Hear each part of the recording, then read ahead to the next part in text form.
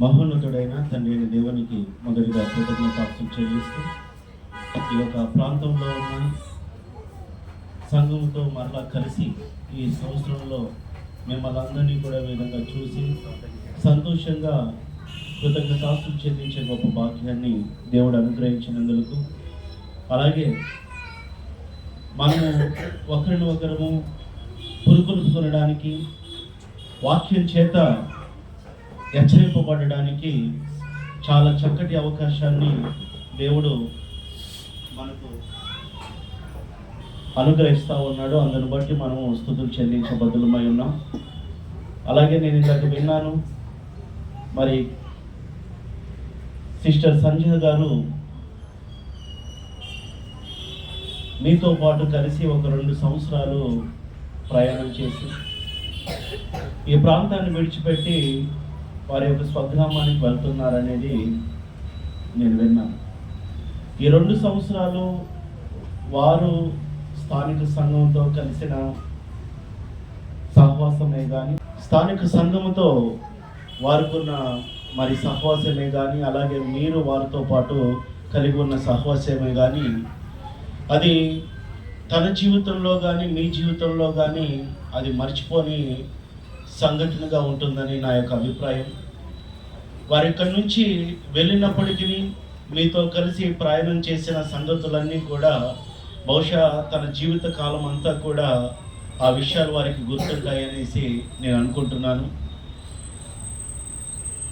అలాగే వారి కొరకు మీరు ప్రార్థించిన సమయమే కానీ, కలిసి దేవుణ్ణి ఆరాధించిన సందర్భాలే కానీ, అవన్నీ కూడా వారికి వారి యొక్క కుటుంబానికి ప్రోత్సాహకరంగా ఉంటాయని భావిస్తూ ఈ రాత్రి వేళ మనము పరిశుద్ధ గ్రంథంలో నుండి కొన్ని ఆత్మ సంబంధమైన పాఠాలు మనం నేర్చుకోవడానికి ముందుకు కొనసాగుదాం. 116వ కీర్తన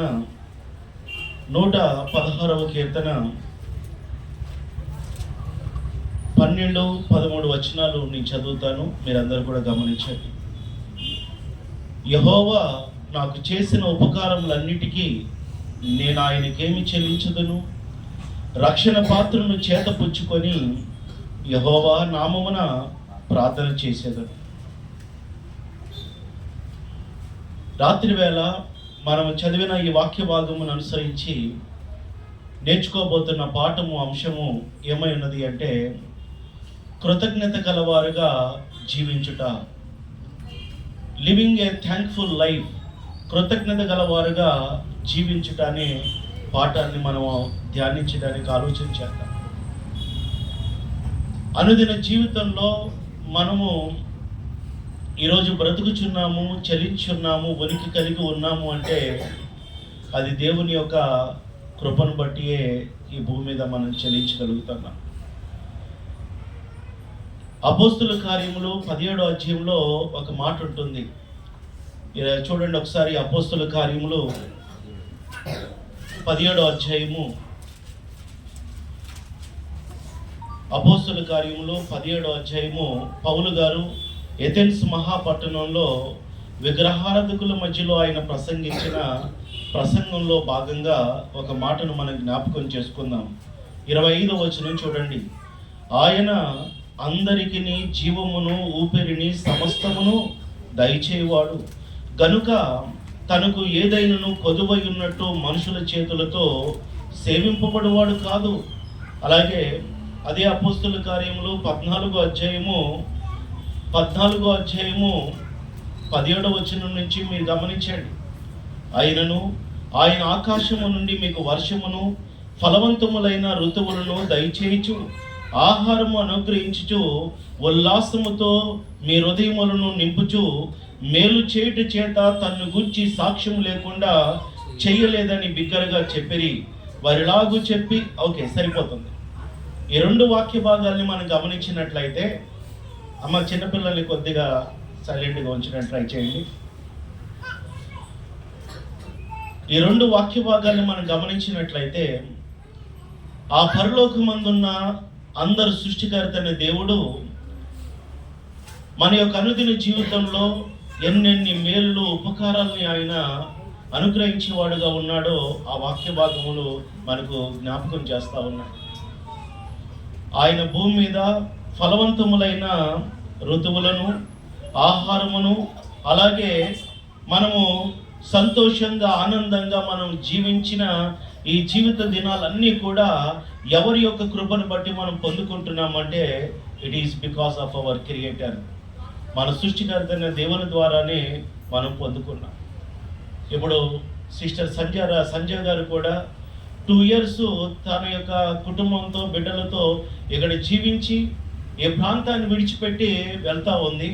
ఇక్కడ జీవించిన దినాలన్నింటిలో కూడా తాను ఎదుర్కొన్న కష్టాలే కానీ, ఇబ్బందులే కానీ, అనారోగ్యపరమైన సమస్యలే కానీ, తాను తన యొక్క బిడ్డలు ఎదుర్కొన్న అనేకమైన విచారాల్లో నుండి ఏ విధంగా దేవుడు వారిని ఆదరించాడో, కాపాడాడో, సంరక్షించాడో వారికి తెలుసు. వారికి మాత్రమే కాదు, ఈ సంవత్సరము ఆరంభం మొదలుకొని జనవరి 1వ తారీఖు నుంచి ఎంతవరకు మనందరి యొక్క జీవితంలో దేవుడు ఎన్నెన్ని గొప్ప కార్యాలు, మేలులు జరిగించాడో మనం ఓన్ ఎక్స్పీరియన్సే మనకు తెలుసు. ప్రియుల, మనము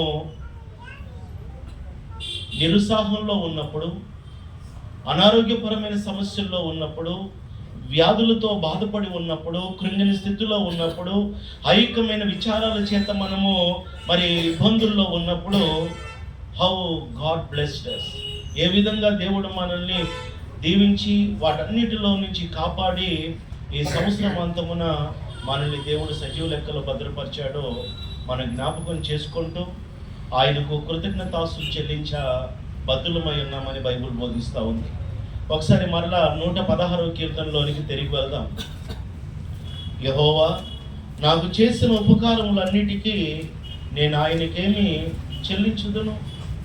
అవును, ఆ సృష్టికర్త అనే దేవుడు చేసిన మేలులకు రిటర్న్గా మనం ఏం చెల్లించాలి? దేవుడు మన నుంచి ఏం ఎక్స్పెక్ట్ చేస్తూ ఉన్నాడు? మనం ఎవరికైనా సహాయం చేసామనుకోండి, రిటర్న్గా మనం కూడా ఏదో ఎక్స్పెక్ట్ చేస్తాము. మనకు అవసరతల్లో ఉన్నప్పుడు సహాయం చేయాలనో, లేకపోతే కనీసం ఒక థ్యాంక్స్ చెప్పాలనో అనుకుంటూ ఉంటాం. మరి దేవుడు చేసిన మేలులకు, ఉపకారాలకి ఆయనకి ఏం చెల్లించాలి? మన దగ్గర ఉన్న డబ్బా, బంగారమా, వెండా, లేకపోతే ఆయనకు ఏం చెల్లిస్తే ఆయనకు మనం కృతజ్ఞతాస్తులు చెల్లించగలము అని ప్రశ్నించినట్లయితే, అసలు థ్యాంక్స్ అంటే, కృతజ్ఞత అంటే దాని అర్థం ఏంటో మనం కూడా తెలుసుకోవాల్సిన అవసరం ఉంది. దేవునికి కృతజ్ఞత చూపించడం అంటే ఆయనను పూజించడము, ఆయన పేరట మన సత్కార్యాలు చేయడము, ఆయన కొరకు నేనున్నాను అని మనల్ని మనము ప్రూవ్ చేసుకోవడమే. యోబు గారు ఒకప్పుడు తన మంచి స్థితిలో ఉన్నప్పుడు దేవునికి కృతజ్ఞతాస్తులు చెల్లించాడు. అన్ని కోల్పోయిన స్థితిలో కూడా దేవునికి కృతజ్ఞతాస్తులు చెల్లించాడు. యోబు గ్రంథం 13వ అధ్యాయము బహుశా 11వ వచనంలో అనుకుంటా, ఇదిగో ఆయన నన్ను చంపినప్పటికీ నా ప్రవర్తన న్యాయమని నేను రుజువుపరుచుకుంటానని ఒక చక్కటి మాట అక్కడ యోబు గారు మాట్లాడతారు. మన యొక్క అనుదిన జీవితంలో దేవునికి కృతజ్ఞతాస్తులు ఎలాగో చెల్లించగలమంటే, దేవుని పని నిమిత్తము మనల్ని మనము సమర్పించుకోవడాన్ని బట్టి, దేవుడు మనకిచ్చిన సమయాన్ని, తలాంతుల్ని, ఆఖరికి మనల్ని మనమే దేవుని పేరట సజీవ యాగంగా సమర్పించుకోవడమే నిజమైన కృతజ్ఞత అని బైబిల్ బోధిస్తూ ఉంది. నువ్వు ఎంత డబ్బు ఇచ్చినా, ఎన్ని వెండి బంగారాల్ని సమర్పించినా గాడ్ విల్ నాట్ ప్లీజ్. ఆయన చిత్తానికి మనం విధేయులు కాకుండా, ఆయన కొరకు మనల్ని మనం ప్రతిష్ఠించుకోకుండా, నేను దేవునికి కృతజ్ఞత కూడిక దేవుని పేరట కృతజ్ఞత కూడిక ఏర్పాటు చేశాను, లేదా కానుకిచ్చి కృతజ్ఞతాస్తులు చెల్లించానని అనుకోవడము సరైనది కాదు. కానుకలు ఇవ్వాలి, మనం చేయాల్సిన పని చేయాలి, అది వేరే సంగతి. కానీ నిజమైన కృతజ్ఞత ఏంటో ఇక్కడ కీర్తనకారుడు తెలియపరుస్తూ ఉన్నాడు. మరలా 116 వచ్చిన ఆ కీర్తనలోనికి వెళ్ళొద్దాము. యెహోవా నాకు చేసిన ఉపకారములన్నిటికీ నేను ఆయనకేమి చెల్లించుదును? రక్షణ పాత్రను చేత పుచ్చుకొని యెహోవా నామమున ప్రార్థన చేసేదను. కీర్తనాకారుడు దావీదు దేవుడు చేసిన మేలు ఉపకారాలన్నిటిని బట్టి ఏం చెల్లించాలనుకున్నాడు? రక్షణ పాత్రను చేతపుచ్చుకొని యెహోవా నామమున ప్రార్థన చేసేదను అన్నాడు. ఏంటి యెహోవా నామమున ప్రార్థన చేయడం అంటే ఏంటి? ఎవరైనా మీలో చెప్తారా? ఆయన చేసిన మేలులకు ఉపకారములకు కీర్తనాకారుడు దావీదు ఏం చేయాలనుకున్నాడు? వేలాది నదులంత విస్తార తైలాన్ని ఇవ్వాలనుకున్నాడా? వేల కొలది పొట్టేళ్లను ఇవ్వాలనుకున్నాడా? లేకపోతే ఏం చేయాలనుకున్నాడు? యెహోవా నామమున ప్రార్థన చేసేదను అన్నాడు. అక్కడ నామమున ప్రార్థన చేయడము అంటే, నామము అంటే అధికారము, దేవుని చిత్తానికి లోబర్చుకోవడము అని దాని అర్థం. ఒక విషయాన్ని మీకు జ్ఞాపకం చేస్తాను. సమూయేలు మొదటి గ్రంథము 15వ అధ్యాయము 22వ వచనం. మీలో ఎవరైనా తీసిన వారు చదవండి. సమూయేలు మొదటి గ్రంథము 15వ అధ్యాయము 22వ వచనం. సమూయేలు మొదటి గ్రంథము 15వ అధ్యాయం 22వ వచనం. అందుకు సమూయేలు తాను సెలవిచ్చిన ఆజ్ఞను ఒకడు గైకొనుట వలన యెహోవా సంతోషించినట్లు ఒకడు దహన బలులను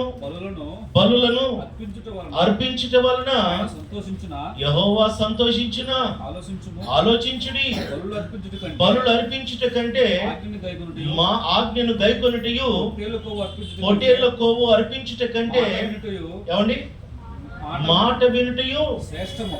ఏది శ్రేష్టమంట? ఏది దేవుని సంతోషపరిచే విషయం అంట?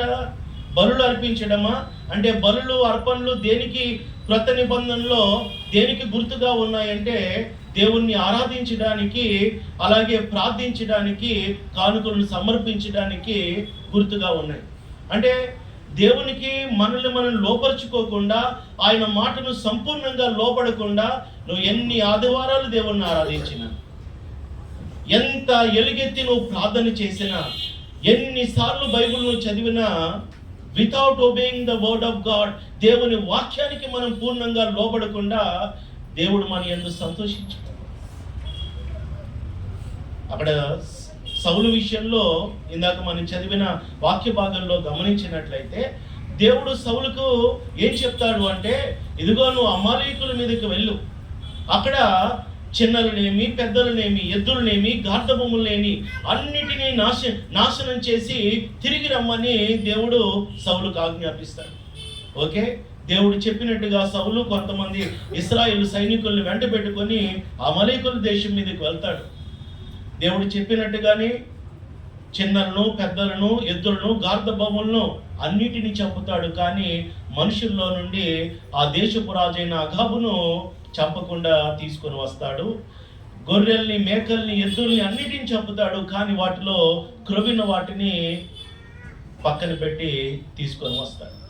పైగా ఏమన్నాడో తెలుసా? అదే సమూయేలు మొదటి గ్రంథం 15వ అధ్యాయంలో అతను అమాలేకులను ఓడించి ఇంటికి తిరిగి వచ్చిన తర్వాత నెక్స్ట్ డే దేవుడు సమూయేలును సౌలు దగ్గరకు పంపిస్తాడు. అప్పుడు ఏం జరిగిందో చూడండి. 13వ వచనం. తర్వాత అతడు సౌలు నద్దకు రాగా సౌలు, యెహోవా వలన నీకు ఆశీర్వాదము కలుగును గాక, యెహోవా ఆజ్ఞను నేను నెరవేర్చితిననగా. ఏం చేశాడంట సౌలు? యెహోవా ఆజ్ఞను నెరవేర్చాడని చెప్పాడు. నిజంగా నెరవేర్చాడు అతను? దేవుడు చెప్పింది ఒకటి, అతను చేసింది ఒకటి. పైగా ఏమనుకున్నాడు? యెహోవా దేవుడు చెప్పిన ఆజ్ఞను నేను నెరవేర్చాను అన్నాడు. విషయం ఏంటి అంటే, దేవుని పేరట ఒక కార్యక్రమాన్ని మనం చేసినంత మాత్రాన దేవుడు అన్నిటినీ అంగీకరిస్తాడని కాదు. ఎప్పుడు దేవుడు అంగీకరిస్తాడంటే యాజ్ ఇట్ ఈజ్గా ఆయన చెప్పినట్టు మనం చేసినప్పుడే ఆయన ఆమోదిస్తాడు. ఈ విల్ యాక్సెప్ట్. 99 చేశాడు సౌలు, కానీ ఒకటి చేయలేదు. దేవుడు అంగీకరించాడా? పోనీ పాపంలే, ఇన్ని చేశాడు కదా, నా సేవకుడు, నేను నియమించిన రాజు సౌలు అని దేవుడు సంతోషించాడా? అసలు అతని రాజుగా ఉండనీయకుండానే తీసేశాడు.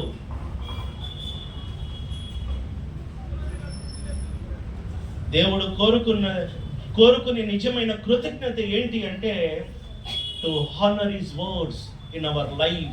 మన జీవితంలో దేవుని మాటలను గౌరవించడము, సన్మానించడము, ఘనపరచడం అని బైబుల్ బోధిస్తూ ఉంది. ఆయన మాటలకు లోబడకుండా మనం ఎన్ని చేసినా సరే ఆయన సంతోషించాడు. పైగా సౌలు ఏమన్నాడు? ఆ సమయాలు వచ్చి అతని ఇంటికి రాగానే సౌలు అంటాడు, యెహోవా నామమున నీకు చూడండి 13వ వచనం మరలా, యెహోవా వలన నీకు ఆశీర్వాదము కలుగును గాక, యెహోవా ఆజ్ఞను నేను నెరవేర్చితననగా సమూయేలు అన్నాడు, అలాగైతే నాకు వినబడుచున్న గొర్రెల అరుపులు ఎడ్ల రంకెలను ఎక్కడివి అని అడిగాను. సౌలు ఏమన్నాడు అంటే, నేను యెహోవా ఆజ్ఞను నెరవేర్చి తిని అన్నాడు. అయితే సమూయేలు క్వశ్చన్ చేశాడు, నాకు వినపడుచున్న రంకెలు, ఎద్దుల రంకెలు, అరుపులు ఎక్కడి నుంచి వస్తూ ఉన్నాయి, ఏంటి సౌండ్స్ అని అడిగినప్పుడు సౌలు చెప్పిన సమాధానం ఏంటో చూడండి. 15వ వచనం, అందుకు సౌలు, అమాలేకుల యొద్ద నుండి జనులు వీటిని తీసుకొని వచ్చిరి, నీ దేవుడైన యెహోవాకు బలులు అర్పించుటకు జనులు గొర్రెల్లోను ఎడ్లలోను మంచి వాటిని వండనిచ్చిరి, మిగిలిన వాటన్నిటిని మేము నిర్మూలము చేసినగా.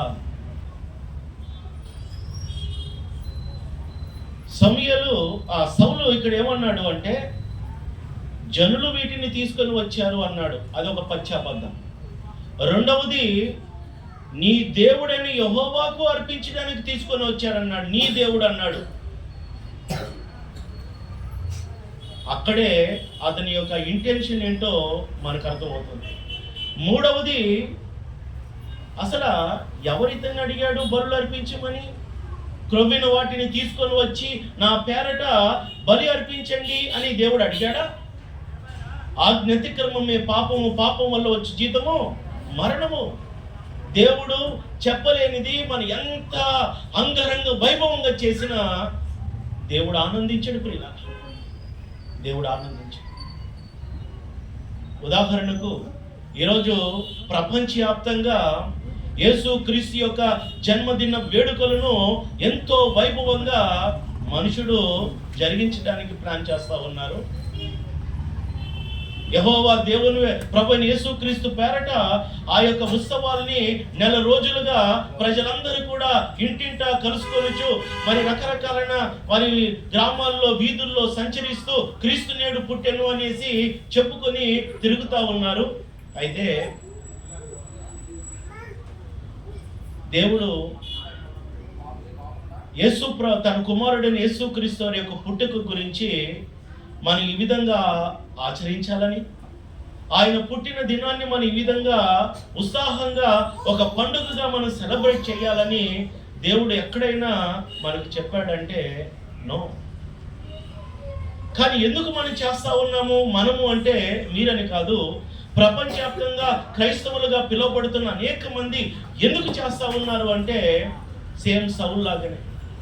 సౌలు ఎలాగైతే ఈ క్రొవ్విన వాటిని, బలిసిన వాటిని ఎందుకు తీసుకొచ్చారని సమూయేలు అడిగినప్పుడు అది యెహోవా నామమున బలి అర్పించడానికి తీసుకొని వచ్చామనేసి అన్నారు కదా. అలాగే ఎందుకయ్యా మీరు యేసు ప్రభువు యొక్క పుట్టినరోజును సెలబ్రేట్ చేస్తా ఉన్నారని అడిగినప్పుడు క్రీస్తు సువార్తను ప్రకటించడానికి మేము చేస్తా ఉన్నాము అని చెప్తా ఉన్నా. దానికి సంబంధించిన కొన్ని అబద్ధాలను మీకు జ్ఞాపకం చేయాలనుకుంటున్నాను, సందర్భం వచ్చింది కాబట్టి.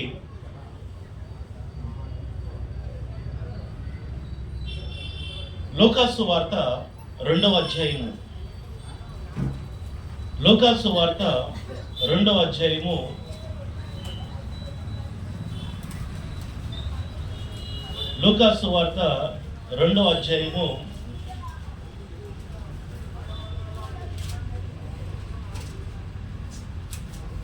8వ వచనం చూడండి. ఆ దేశంలో కొందరు గొర్రెల కాపరులు పొలంలో ఉండి రాత్రివేళ తమ మందను కాచుకొని చూడగా ప్రభువు దూత వారి యొద్దకు వచ్చి నిలిచెను. ప్రభువు మహిమ వారి చుట్టూ ప్రకాశించినందున వారు మిక్కిలి భయపడిరి.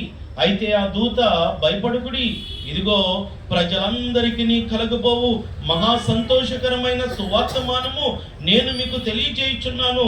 దావీదు పట్టణమందు నేడు మీ కొరకు రక్షకుడు పుట్టి ఉన్నాడు. ఈయన ప్రభు అయిన క్రీస్తు. దానికి ఇదే మీ కానువాలు. ఒక శిశువు పొత్తిగుడ్డలతో చుట్టబడి ఒక తొట్టిలో పండుకొని ఉండుట మీరు చూచెదరని వారితో చెప్పెను. ఇక్కడ చదివిన వాక్య భాగంలో కొన్ని విషయాలు మీకు జ్ఞాపకం చేస్తాను. యేసు ప్రభు వారు డిసెంబర్ నెలలో పుట్టాడు అని చాలా మంది ఎందుకు నమ్ముతా ఉన్నారు? కారణం ఏంటి?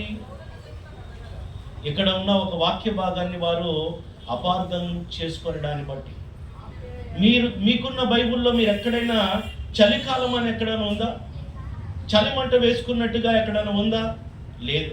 కానీ మీరు ఎవరినైనా అడగండి, యేసు ప్రభు వారి యొక్క పండుగను అంటే పుట్టినరోజును సెలబ్రేట్ చేసుకునే వారిని అడిగినట్లయితే యేసు ప్రభు వారు చలికాలంలో పుట్టాడు అని వారు నిరూపించడానికి ఈ వాక్య భాగాన్ని చదువుతూ ఉంటారు.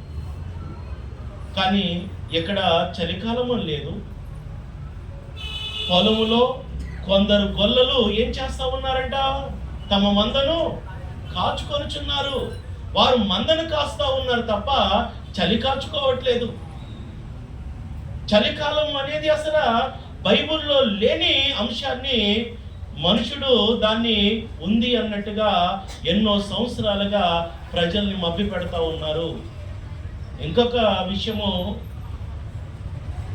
యేసు ప్రభు వారు శరీరధారిగా మరియ గర్భమందు జన్మించినట్టు ప్రవక్తలు ప్రవచించినట్టుగా దేవుడు ముందుగా సంకల్పించినట్టుగా ఆయన జన్మించినప్పుడు ఎవరెవరు ఆ బెత్లెహేముకు ఎవరెవరు వచ్చారు? గొల్లలతో పాటు ఇంకెవరు వచ్చారు? జ్ఞానులు వచ్చారు. ఎంతమంది జ్ఞానులు అమ్మా? ఎంతమంది జ్ఞానులు వచ్చారు? తెలుసా తెలీదా? తెలియదు అసలు. ఎందుకంటే బైబిల్లో మనకి చెప్పబడలేదు.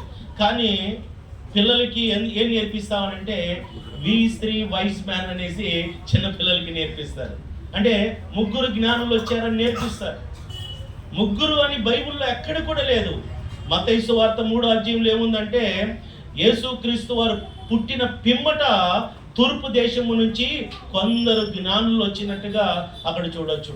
ఆ కొందరు జ్ఞానులు ఎంతమంది మనకు తెలియదు. తెలియని దాన్ని ఏమని ప్రజల్ని నమ్మిస్తా ఉన్నారంటే ముగ్గురు ముగ్గురు ముగ్గురు అని. ఇదే తత్వం నేను చిన్నప్పటి నుంచి వింటున్నాను. నేను కూడా ఒకప్పుడు ఆ జ్ఞానుల్లో ఒక్కడిగా డ్రామా చేసిన వ్యక్తిని. నేను కూడా అనేక విధాలుగా సెలబ్రేట్ చేసిన వ్యక్తినే. కానీ ఎప్పుడైతే సత్యము తెలుసుకుందో I left all those things. ఓకేనా? సరే, విషయం ఏంటి అంటే యేసు ప్రభు వారు పుట్టిన వెంటనే జ్ఞానులు రాలేదు. ఎప్పుడు వచ్చారు అంటే సుమారుగా 2 సంవత్సరాల తర్వాత వారు వచ్చారు. కానీ వీరు ప్రజలకు ఏమని నేర్పిస్తా ఉన్నారు? చిన్నపిల్లలకి ఏమని నేర్పిస్తా ఉన్నారంటే అబద్ధాన్ని నేర్పిస్తా ఉన్నారు. యేసు ప్రభు వారు పుట్టిన వెంటనే ఆ యొక్క పశువుల తొట్టిలో పరుండబెట్టబడినప్పుడు గొల్లలు ఒకవైపున జ్ఞానులు ఒకవైపున వచ్చి ఆయనను చూసి నమస్కరించినట్టుగా పూజించినట్టుగా చూపెడతారు. కానీ వాస్తవంగా బైబిల్లో ఏది కూడా లేదు.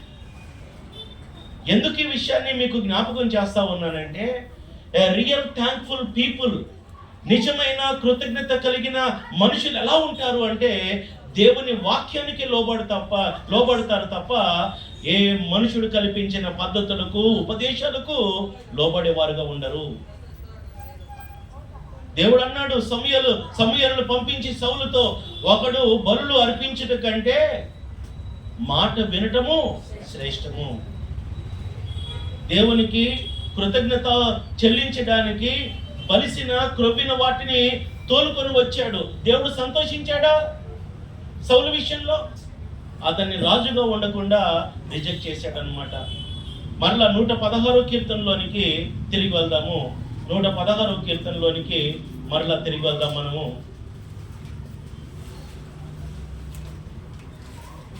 యెహోవా నాకు చేసిన ఉపకారములన్నిటికీ నేను ఆయనకేమి చెల్లించుదును? రక్షణ పాత్రను చేతపుచ్చుకొని యెహోవా నామమున ప్రార్థన చేసేదను. ఇక్కడ కీర్తనకారుడు దేవుడు తన జీవితంలో, తన ప్రజలైన ఇశ్రాయేలు జీవితంలో దేవుడు చేసిన మేలులన్నిటిని బట్టి he wants to give thanks. ఏ విషయంలో దేవునికి కృతజ్ఞతాస్తులు చెల్లించాలనుకున్నాడు చూడండి. అదే 116వ కీర్తనలోనే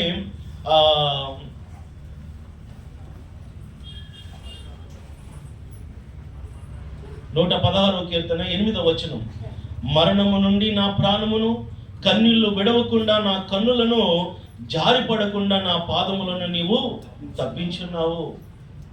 ఆ కారణం చేత దావీదు దేవునికి కృతజ్ఞతాస్తులు చెల్లించాలనుకున్నాడు. ఈరోజు కూడికని ఏర్పాటు చేసుకున్న సిస్టర్ గారే కానీ, అలాగే ఇక్కడ కూడి ఉన్న మన యొక్క అనుదిన జీవితంలో కానీ ఈ సంవత్సరంలో దేవుడు ఎన్నెన్ని మేలు చేశాడో ఒకసారి జ్ఞాపకం చేసుకోండి. ఎన్నో అపాయకరమైన పరిస్థితుల్లో నుంచి, ఎన్నో ఇరుకుల్లో నుండి, శోధనలో నుండి ఏ విధంగా మనం తప్పింపబడ్డాం. ఇక్కడ కీర్తనకారుడు దావీదు విషయంలో మనం గమనించినట్లయితే, దావీదును సౌలు ఒకవైపున చంపడానికి ప్రయత్నం చేస్తూ ఉన్నాడు.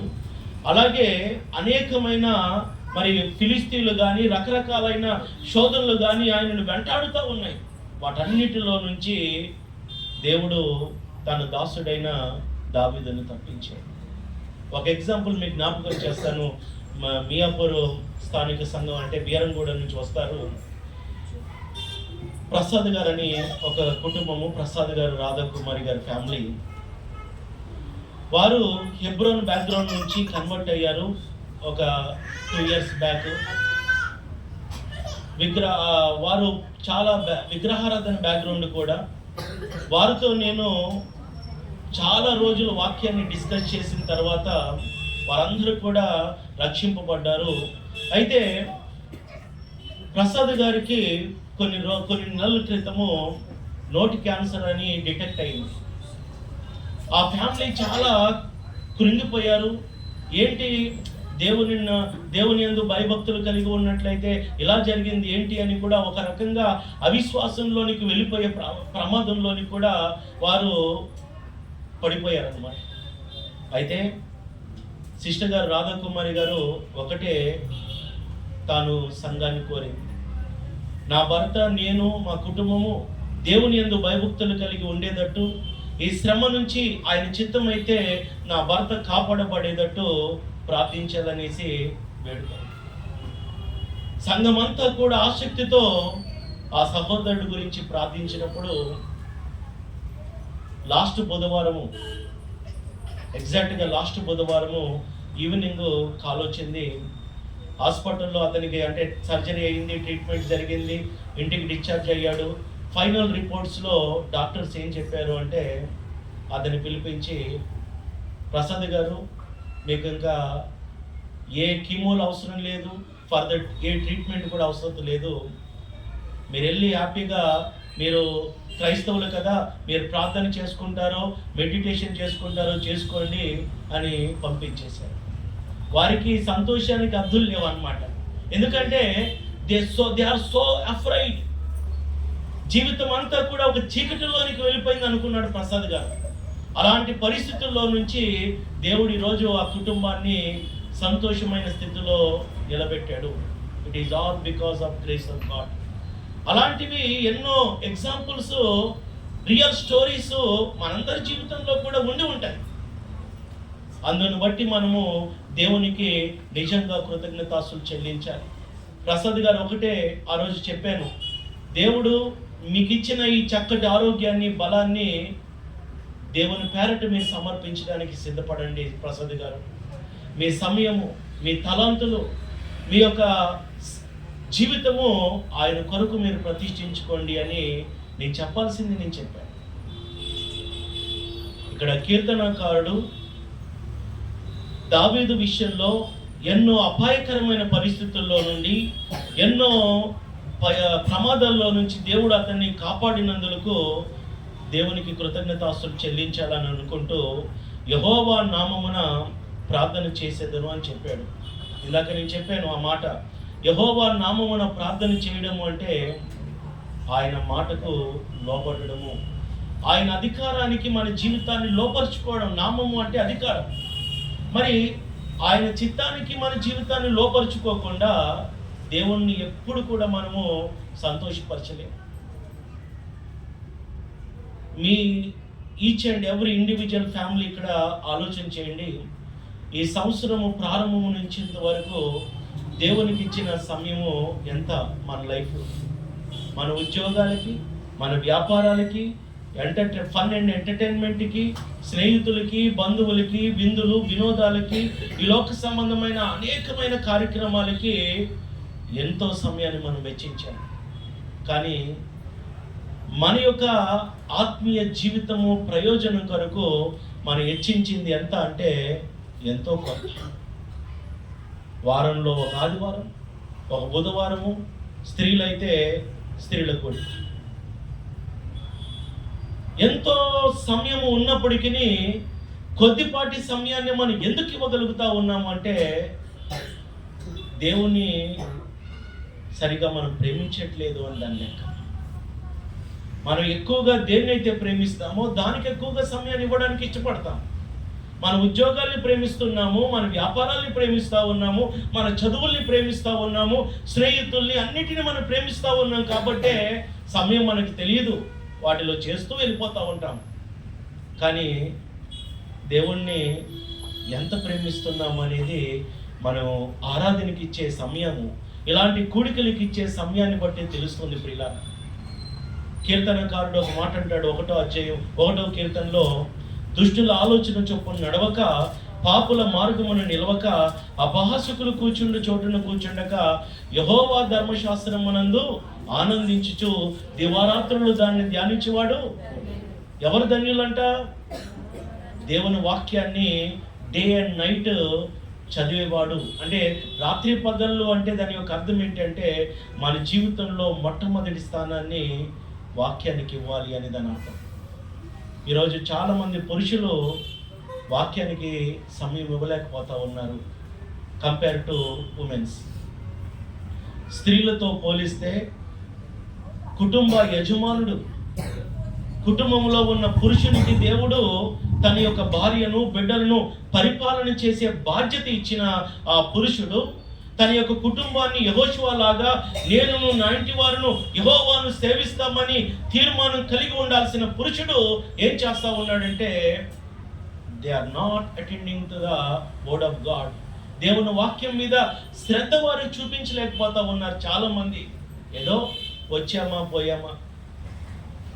చాలా మంది కూడా బైబుల్ని తీసుకొని రావడం కూడా మర్చిపోతా ఉన్నారు. పైగా అది బైబుల్ని పట్టుకుంటే ఒక నామోషిగా ఫీల్ అయ్యే రోజుల్లో ఇక్కడ ఉంటున్నామంటే అది చాలా సిగ్గుచేటు. మన ఉద్యోగానికి వెళ్ళినప్పుడు మన ఐడి ఉంటుంది, మన వ్యాపారానికి వెళ్ళినప్పుడు మన యొక్క తాళం ఉంటుంది. అంటే అది అధికారాన్ని సూచిస్తూ ఉంది. వీఆర్ రన్నింగ్ ద బిజినెస్ అని.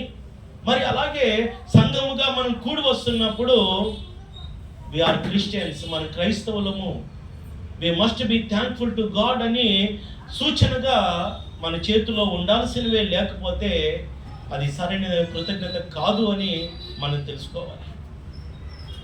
ఒక విషయాన్ని మీకు జ్ఞాపకం చేస్తాను. లూకా సువార్త 17వ అధ్యాయంలో మీకు అందరికీ తెలిసిన వాక్య భాగమే. ఒక రోజున యేసు ప్రభువు వారు ఒక ప్రాంతం గుండా వెళ్తున్నప్పుడు 10 మంది కుష్ఠరోగులు దూరం నిలబడి, దావీదు కుమారుడా మమ్మల్ని కరుణించమని కేకలు వేశారు.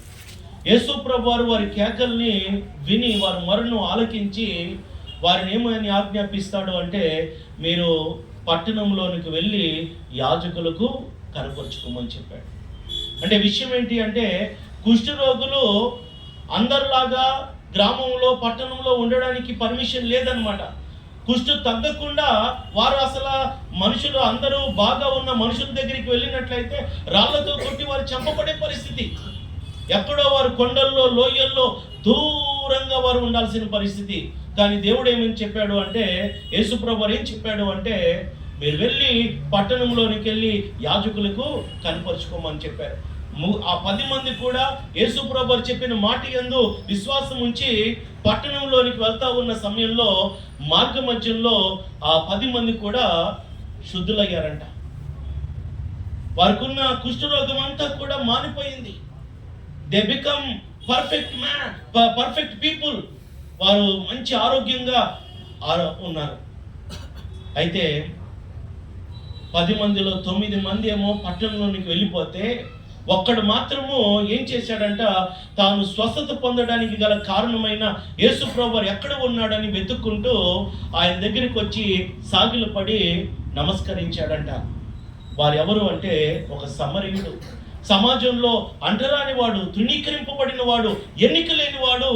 ఆ వ్యక్తి ఏం చేశాడంటే యేసు ప్రభువు చేసిన మేలులకు ప్రతీకగా ఈ వర్షిప్ జీసస్, యేసు ప్రభువు వారికి సాగిలపడి నమస్కరించాడు. యేసు ప్రభువు అడిగాడు ఆ వ్యక్తిని, మీరు 10 మంది శుద్ధులయ్యారు కదా, మిగతా 9 మంది ఎక్కడా అని అడిగినప్పుడు వారు ఎక్కడ అంటే they are in the world, లోకంలో ఉన్నారు. చాలామంది దేవుణ్ణి ఎంతవరకు అంటే ఒక మాట ఉంటుంది లోకంలో, నాకు సరిగ్గా గుర్తు రావట్లేదు. అంటే ఇంకా నేను ప్రయాణంలో ఉన్నట్టుగా అంటే కార్ డ్రైవింగ్ అంతా కూడా అలసిపోయాను కదా, సరిగ్గా గుర్తు రావట్లేదు.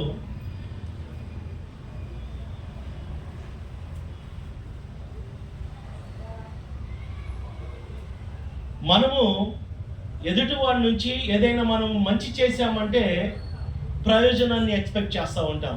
నువ్వు ఇది చెయ్యు, నేను ఇది చేస్తాను. ఈ 9 మంది కూడా దేవుడు మేలు చేశాడు, పొందుకున్నారు, దేవుణ్ణి విడిచిపెట్టారు. దేవుడు వారికి సహాయం చేసేంత వరకు, ఓ దావీదు కుమారుడా మమ్మల్ని కరుణించు అని దేవుని మీద ఆధారపడి ప్రార్థన చేశారు, నమ్మిక ఉంచారు. కానీ మేలు జరగగానే దే లెఫ్ట్ జీసస్, యేసు ప్రభువుని విడిచిపెట్టేశారు. కానీ ఆ ఒక్కడు మాత్రము యేసు ప్రభువు ఎక్కడ ఉన్నాడని వెతుక్కుంటూ ఆయనకు కృతజ్ఞతాస్తులు చెల్లించాడు. ఆ 9 మందిలాగా మన లైఫ్ క్రొత్త సంవత్సరంలో లేదా 2026లో దేవుని చిత్తం అయితే మనము ఆ 9 మందిలాగా ఉండాలనుకుంటున్నామా? ఆ ఒక్క వ్యక్తిలాగా నిజమైన కృతజ్ఞత కలిగిన వ్యక్తిగా మనం ఉండాలనుకుంటున్నామా? నిర్ణయం మనది. ఆఖరిగా ఇంకొక మాట చెప్పి నేను ముగిస్తాను.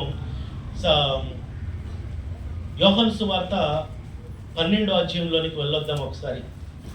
నిజమైన కృతజ్ఞత గల వారిగా మనము ఉండాలి అంటే ఏంటో అక్కడ ఒక ఎగ్జాంపుల్ మీకు జ్ఞాపకం చేస్తాను. యోహాను సువార్త 12వ అధ్యాయం. కాబట్టి యేసు తాను మృతుల్లో నుండి లేపిన లాజరు ఉన్న బేతనియాకు పస్కా పండుగకు 6 దినముల ముందుగా వచ్చెను. అక్కడ వారు ఆయనకు విందు చేసిరి. ఇప్పుడు ఇది అలాగే ఉంచి మార్క్స్ వార్త 14వ అధ్యాయంలో ఒకసారి వెళ్ళొద్దాం. మార్క్స్ వార్త 14వ అధ్యాయము 3వ వచనం. అంటే ఇదే సందర్భము 12వ అధ్యాయంలో చదివిన సందర్భమే మార్క్స్ వార్తలో చూద్దాం. ఆయన బేతనియాలో కుష్ఠరోగి అయిన సీమోను ఇంట భోజనమును కూర్చుండి ఉన్నప్పుడు ఒక స్త్రీ మిక్కిలి విలువగల అచ్చజట మాంసి అత్తరు బుడ్డి తీసుకొని వచ్చి అత్తరు బుడ్డి పగలగొట్టి ఆ అత్తరు ఆయన తల మీద పోసెను. అయితే కొందరు కోపపడి, ఈ అత్తరు ఇలాగూ నష్టపరచనేలా? ఈ అత్తరు 300 దేనారముల కంటే ఎక్కువ వెల కమ్మి బీదలకి వచ్చినని చెప్పి ఆమెను గూర్చి సనుకొనిరి. అందుకు యేసు ఇట్లను, ఈమె జోలికి పోకుడి, ఈమెను ఎందుకు తొందర పెట్టుచున్నారు? ఈమె నా ఎడల మంచి కార్యము చేసెను. నిజమైన కృతజ్ఞత గల వారు ఎలా ఉంటారో మీకు నేను జ్ఞాపకం చేస్తాను ప్రియులారా. యేసుక్రీస్తు వారు సిలువలో చనిపోక ముందు ఒక 2 వీక్స్ బిఫోరు యెరూషలేము ప్రాంతానికి వస్తాడు. యెరికో పట్టణం గుండా ఆయన యెరూషలేముకు వచ్చే క్రమంలో యెరూషలేముకు దగ్గరలో బేతనియా గ్రామం కూడా ఉంటుందన్నమాట. ఆ బేతనియా గ్రామంలో యేసు ప్రభువు యొక్క ప్రియమైన స్నేహితులు అక్కడ ఉంటారు. ఎవరు అంటే మరియా, మార్తా, లాజరు. అదే గ్రామానికి సంబంధించిన వ్యక్తి మరి ఒకరు ఎవరు అంటే కుష్ఠరోగి అయిన సీమోను. ఈ సీమోను ఇంట్లో యాక్చువల్గా ఈ విందు కార్యక్రమం ఏర్పాటు చేయబడ్డది. ఆ విందు కార్యక్రమానికి ఎవరెవరు ఇన్వైట్ చేయబడ్డారు అంటే యేసు ప్రభు వారు, తన యొక్క స్నేహితులు. ఆ విందు కార్యక్రమానికి ఆ సీమోనుకు సహకరించిన వారు ఎవరు అంటే ఉపచారం చేయడానికి మార్త. వీరందరూ కూడా ఆ గ్రామంలో ఆ సీమోను ఇంటి దగ్గర ఉన్నారు. ఒకసారి ఆలోచన చేద్దాం. బేతనియాలో కుష్ఠరోగి అయిన సీమోను ఇంట భోజన కార్యక్రమము ఏర్పాటు చేయబడ్డది ప్రియులారా. అది పస్కా పండుగ రోజులు కాబట్టి వారి ఇంటింట కలుసుకోవడం అనేది ఒక సాంప్రదాయము. అలాగూ వారు కలుసుకున్నారు. సరే, సీమోను ఎవరు అంటే ఈ ఆతిథ్యము ఇవ్వక మునుపు అతను కుష్ఠరోగంతో బాధపడిన వ్యక్తి. కానీ ఈ ఆతిథ్యం ఇచ్చే సమయానికి now he has been cured, ఆయన స్వస్థత పొందాడు. తన ఇంట్లో తాను క్షేమముగా ఆరోగ్యవంతంగా ఉన్నాడు. తన బంధువులతో, స్నేహితులతో, అందరితో కలిసి జీవించే అవకాశం అతనికి లభించింది బికాస్ ఆఫ్ జీసస్, యేసు ప్రభు వారి ద్వారా. కాబట్టి సీమోను, ఆ కుష్ఠరోగి అయిన సీమోను తాను స్వస్థత పొందిన విధానాన్ని బట్టి యేసు ప్రభు వారి పట్ల ఏ విధంగా కృతజ్ఞత చూపించాలనుకున్నాడు అంటే టు ఓపెన్ హిస్ హౌస్, తన యొక్క గృహాన్ని ఓపెన్ చేసి ఆతిథ్యం ఇవ్వడానికి సిద్ధపడ్డారు.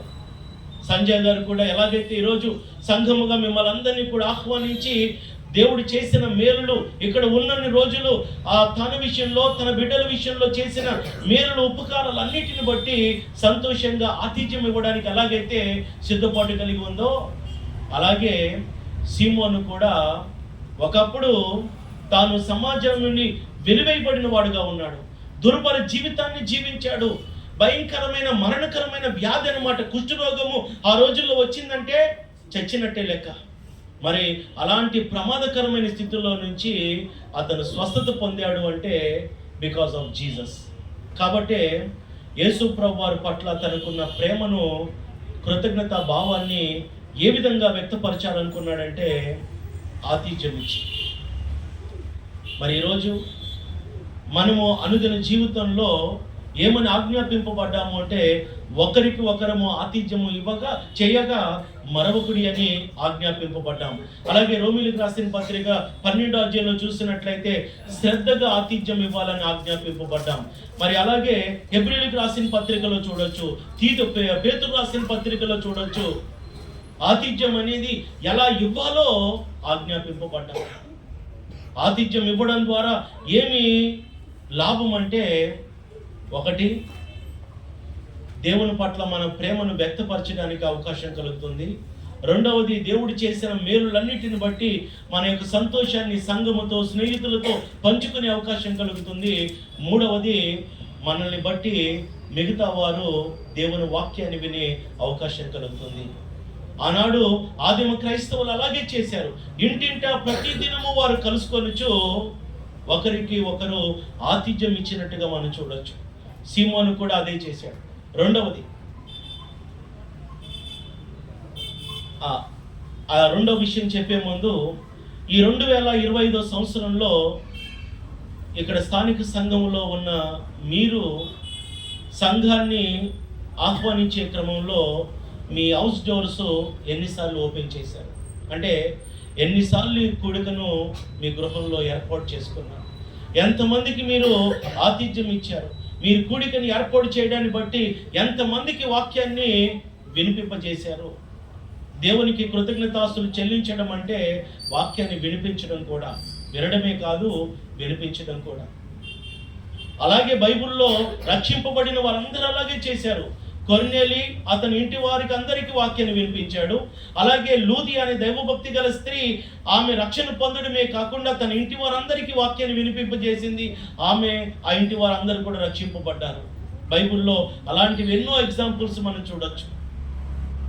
ఒకవేళ ఈ సంవత్సరంలో మన డోర్సే ఓపెన్ చేయకపోతే వాట్ అబౌట్ టుమారో?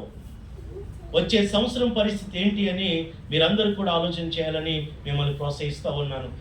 రెండో విషయము, ఇక్కడ మార్త గురించి ఒకసారి ఆలోచన చేద్దాం.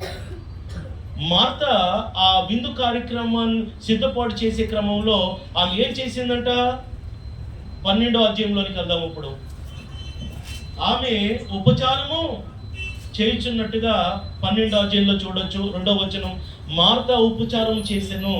ఏమండి, మార్తను చాలా మటుకు ఏమని అంటూ ఉంటారంటే, మరియలాగా వాక్యం వినకుండా ఆమె వంట పనిలో బిజీగా ఉంది అనేసి ఆమెను అపార్థం చేసుకుంటూ ఉంటారు. కానీ అది నా దృష్టిలో అయితే సరైనది కాదు. అందరూ వాక్యం వింటూ ఉంటే ఎవరు పరిచర్య చేస్తారు? ఏమండి, అందరూ వాక్యం వింటూ ఉంటే ఎవరు పరిచర్య చేస్తారు? పరిచర్య చేస్తూ కూడా దేవునికి కృతజ్ఞతాస్తులు చెల్లించవచ్చని మార్త మనకు నేర్పిస్తుంది. అలాగని వాక్యము వినొద్దు అని కాదు అక్కడ ఉద్దేశము.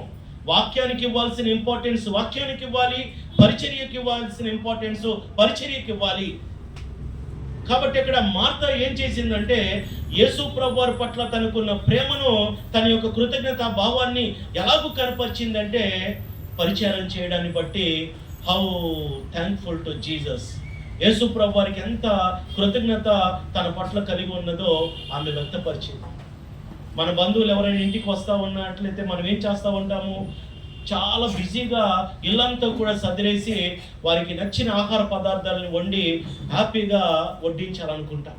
అలాగే మార్త కూడా అలాగే చేయాలనుకున్నది. కారణం ఏంటి? తాను యేసు ప్రభు వారి పట్ల తనకున్న కృతజ్ఞత ఏంటి అంటే, బహుశా తన సహోదరుడైన లాజర్ని యేసు ప్రభు వారు బ్రతికించాడు కాబట్టి. మీకు తెలుసు కదా, యోహాను సువార్త 13వ అధ్యాయంలో యేసు ప్రభు లాజరు చనిపోయాడు, బ్రతికింపబడ్డాడు. అలాగే వారి యొక్క జీవితంలో ఎన్నెన్నో మేళ్ళు దేవుడు జరిగించాడు కాబట్టి అలాగ ఉపచారం చేయడాన్ని బట్టి she wants to give thanks. మరి దేవుడు మన జీవితంలో చేసిన మేలును బట్టి సంఘానికి, దేవుని పరిచర్యకు మనం ఏ విధంగా ఉపచారం చేయాలనుకుంటున్నాడు? రోమిలికి రాసిన పత్రిక 16వ అధ్యాయం మీరు ఇంటికి వెళ్ళి చదవండి. ఫిలిప్పీలకు రాసిన పత్రిక 4వ అధ్యాయం మీరు ఇంటికి వెళ్ళి చదవండి. అక్కడ ఎంతోమంది స్త్రీలు, పురుషులు ఏం చేశారు అంటే, ప్రభువునందు బహుగా వారు ప్రయాసపడ్డారని చూడొచ్చు. గొప్పగా వారు ఉపచారం చేశారు దేవుని సంఘానికి. మరి మీరు, మీ కుటుంబము ఈ ప్రాంతంలో ఉన్న సంఘానికి ఏ విధంగా ఉపచారం చేస్తున్నారు? మీ సమయాన్ని ఇవ్వగలుగుతున్నారా? మీ ధనాన్ని ఇవ్వగలుగుతున్నారా? మీ తలంతులను ఇవ్వగలుగుతున్నారా? సంఘము మరి ఆత్మీయంగాను మరి సంఖ్యాపరంగాను అభివృద్ధి పొందడానికి మీరు ఏ ఉపచారం చేస్తూ ఉన్నారు అని ఆలోచించండి.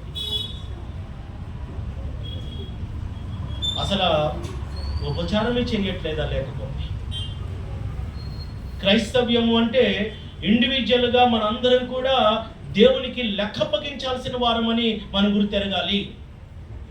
వారి కిరీని బట్టి ప్రతి వారికి ఆయన ప్రతిఫలం ఇయ్యనై ఉన్నాడంట. కాబట్టి ఇక్కడ ఈ రాత్రి వేళ each and every individual we are responsible and accountable to God అని మనం గుర్తెరగాలి. ప్రియుల, దేవుడు మనందరికీ తలాంతులు ఇచ్చాడు.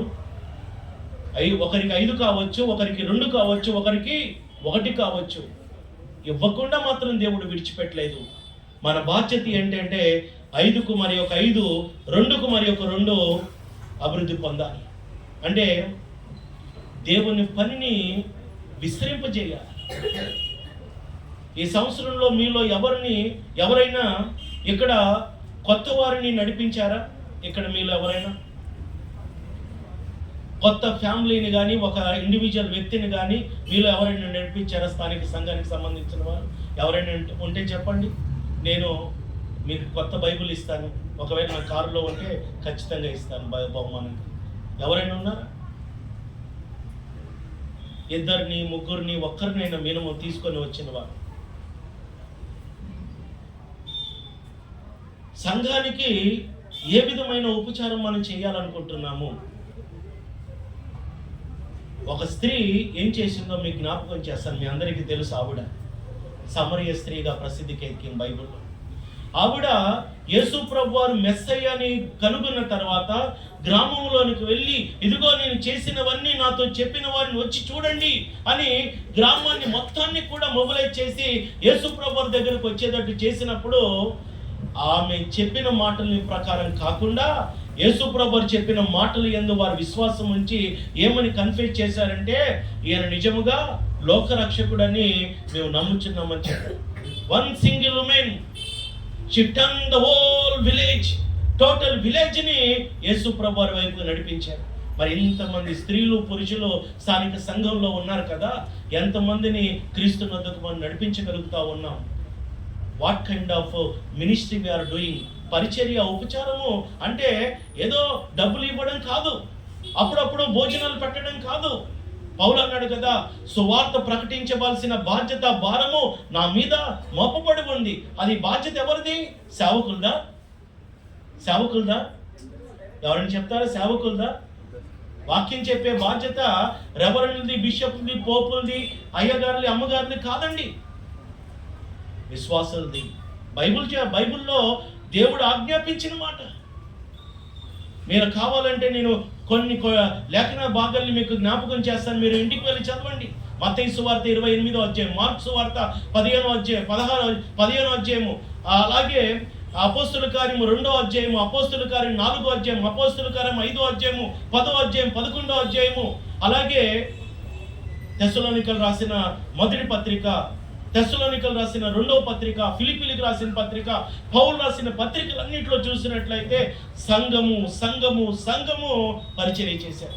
సంఘము ద్వారా దేవుడు తన జ్ఞానము ప్రకటింపబడాలని ఉద్దేశించాడు. మరి మీ ద్వారా సంఘము అభివృద్ధి పొందాలి, మీ ద్వారా సంఘములోనికి అనేక మంది నడిపింపబడాలని దేవుడు ఉద్దేశించాడు. మరి మీరు అలాగో పరిచర్య, ఉపచారం చేయడానికి మార్తలాగా సిద్ధంగా ఉన్నారా లేదని ఆలోచన చేయండి. మూడవదిగా లాజరు యేసు ప్రభు వారికి ఏ విధంగా కృతజ్ఞతాస్తులు చెల్లించాడంటే, ఆయనతో పాటు భోజన పంక్తిలో కూర్చున్నాడంట. ఏంటి వందన్ కుమార్ గారు, భోజన పంక్తిలో కూర్చుంటే కూడా కృతజ్ఞతాస్తులు చెల్లించడం అని మీరు అనొచ్చు, నన్ను క్వశ్చన్ చేయొచ్చు. నిజమే, యేసు ప్రభు వారితో కూర్చోవడం కూడా కృతజ్ఞతాస్తులు చెల్లించడం. లాజరు బ్యాక్గ్రౌండ్ ఒకసారి ఆలోచన చేసినట్లయితే, అతను ఒకప్పుడు సమాధిలో 4 రోజులుగా ఉన్నాడు. అతను చనిపోయాడు, ఇప్పుడు బ్రతికింపబడ్డాడు, మృతుల్లో నుంచి లేపబడ్డాడు. కాబట్టి లాజరు ఎప్పుడైతే యేసు ప్రభు వారు వారి యొక్క గ్రామానికి వస్తున్నాడని విన్నాడో, అతను ఏం చేశాడు అంటే, he wants to be with Jesus, Yesu ప్రభు వారితో ఉండాలనుకున్నాడు. ఎందుకంటే ఈ జీవితం ఆయన ఇచ్చింది.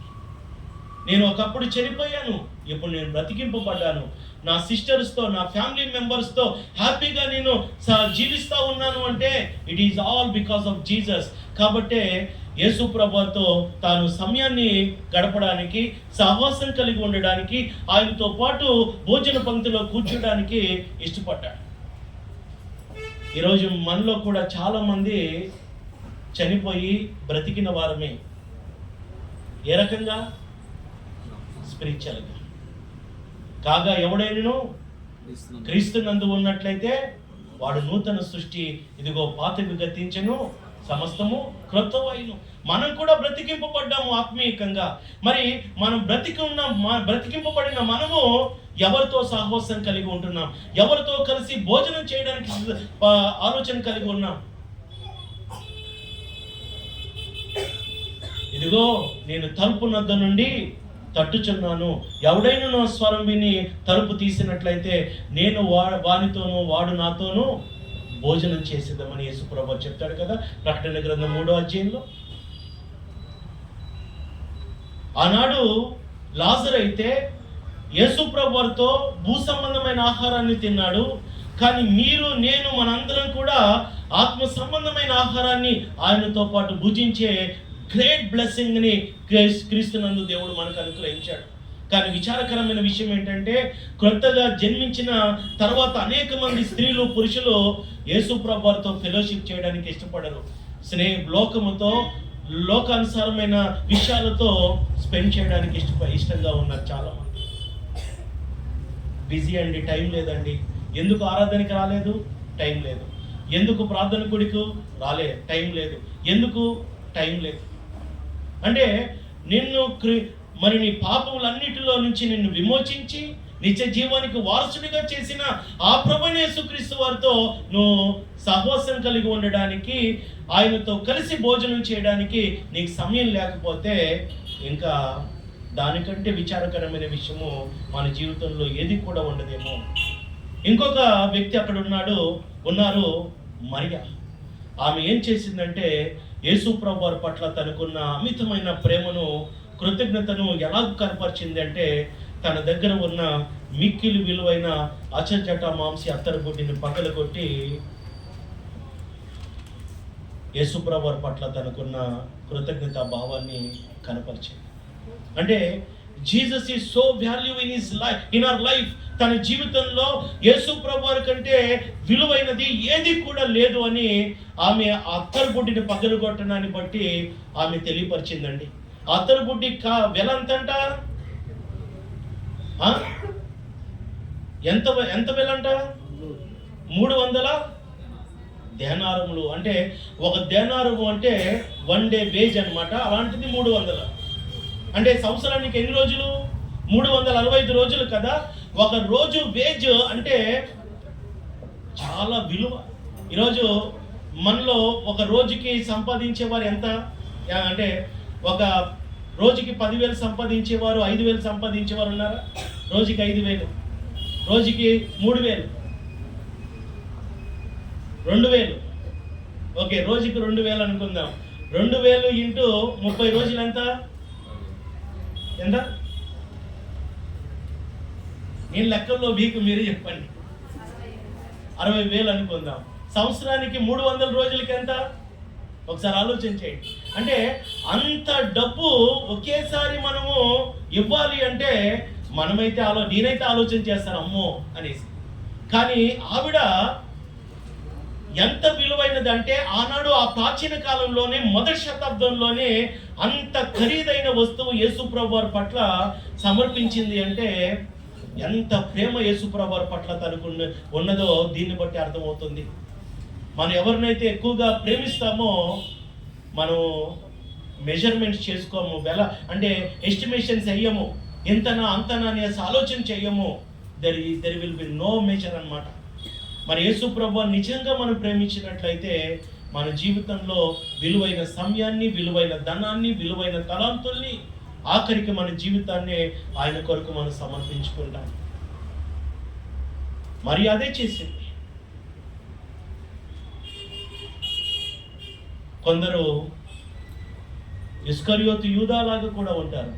యేసు ప్రభు వారితో పాటు భోజన పంక్తిలో కూర్చున్నప్పటికీ, యేసు ప్రభు వారు చేసిన అద్భుతాల్ని, మహత్కార్యాలు చూసినప్పటికీ, ఆయన బోధలు విన్నప్పటికీ ఎలాంటి వ్యక్తిగా తేలాడు అంటే కృతజ్ఞత లేనివాడుగా తేలాడు. లాస్ట్కి ఈ అత్తరెందుకు పలగొట్టేశారు, ఇది ఒకవేళ అమ్మినట్లయితే బేదల్లో పంచిపెట్టొచ్చు కదా అనేసి మాట్లాడాడు. నిజానికి బేదల మీద అతనుకున్న శ్రద్ధ కలిగి కాదు, కానీ అతడు దోచుకునేవాడుగా ఉన్నాడు. కాబట్టి యూదా ఇస్కరియోతు మనస్తత్వం ఎలా ఉంది అంటే దేవుని ద్వారా మేలులు పొందుకునేవాడుగా ఉన్నాడు తప్ప దేవునికి రిటర్న్గా ఏమి కూడా ఇచ్చేవాడుగా లేడు. పైగా యేసు ప్రభు వారిని అమ్మివేశాడు 30 వెండి నాణేలకు. మన యొక్క అనుదిన జీవితంలో ఈ సంవత్సరంలో ఎన్నిసార్లు యేసు ప్రభు వారిని అమ్మేశాము? మన స్నేహితుల కొరకు, మన బంధువుల కొరకు, లోక సంబంధమైన వ్యసనాల కొరకు ఎన్నిసార్లు యేసు ప్రభు వారిని మన జీవితంలో లేకుండా ఆయనను అమ్మివేశామో, తృణీకరించామో ఒకసారి జ్ఞాపకం చేసుకోవాలని మిమ్మల్ని ప్రోత్సహిస్తూ, అనుదిన జీవితంలో నిజమైన కృతజ్ఞత కలిగిన వారుగా ఈ ప్రాంతంలో ఉన్న సంఘం ఉండాలని, దేవుని కొరకు మీరు గొప్పగా ఫలాలు ఫలించేవారుగా ఉండాలని మిమ్మల్ని ప్రోత్సహిస్తూ ఈ కూడికను ఏర్పాటు చేసుకున్న సిస్టర్ సంజయ్ వారి యొక్క కుటుంబానికి, అలాగే స్థానిక సేవకుడికి మీ అందరికీ హృదయపూర్వకంగా వందనాలు. Thank you.